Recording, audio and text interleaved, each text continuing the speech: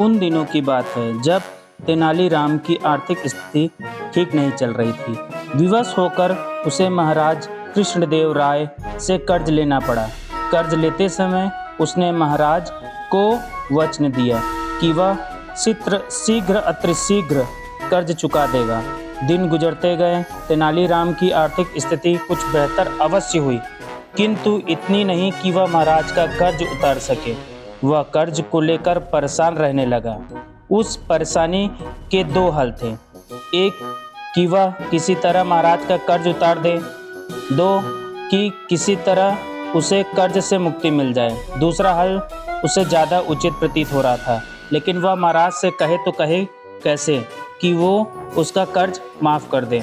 बहुत सोच विचार कर उसने एक योजना बनाई और इस योजना में अपनी पत्नी को भी शामिल कर लिया।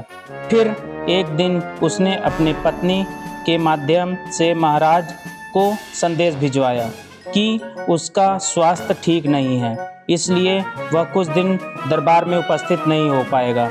संदेश भिजवाने के बाद उसने दरबार जाना बंद कर दिया। कई दिन बीत गए। तेनालीराम के दरबार न आने पर महाराज को चिंता हुई कि कहीं उसका स्वास्थ्य अधिक खराब तो नहीं हो गया। अब एक शाम महाराज तेनालीराम के घर पहुंच गए। पत्नी ने जब महाराज को देखा तो तेनालीराम को इशारा कर दिया और वह बिस्तर पर जाकर लेट गया। महाराज तेनालीराम के पास गए और उसका हाल चाल पूछने लगे।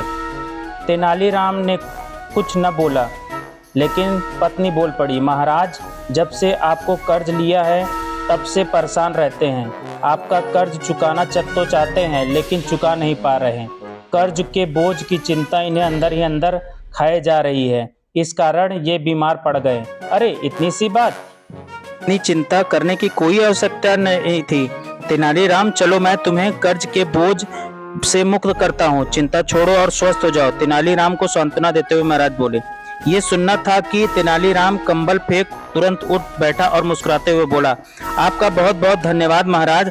तेनालीराम को स्वस्थ देख महाराज बहुत क्रोधित हुए और बोले, ये क्या तेनालीराम, तुम तो स्वस्थ हो, इसका अर्थ है कि कर्ज से मुक्त होने के लिए तुम बीमारी का बहाना कर रहे थे। तुम्हारा इतना साहस, तुम दंड के पात्र हो।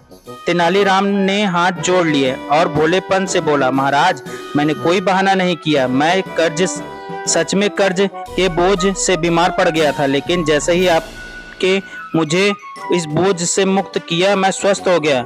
महाराज क्या कहते। तेनालीराम की चतुराई और भोलेपन के मिश्रण ने उन्हें निःशब्द